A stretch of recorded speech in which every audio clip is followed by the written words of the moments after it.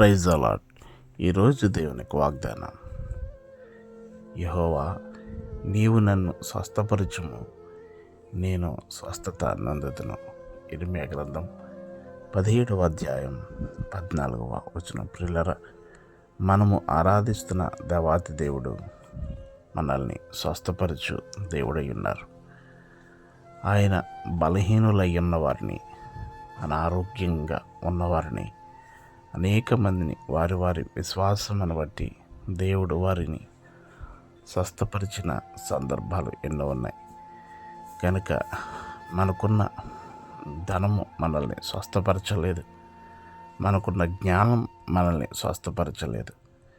మనం ఆరాధిస్తున్న దేవాతి దేవుడు మాత్రమే మనల్ని స్వస్థపరిచే దేవుడై ఉన్నారు.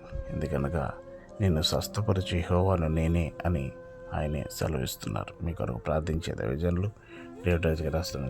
కాజు. మీ గాడ్ బ్లెస్ యు.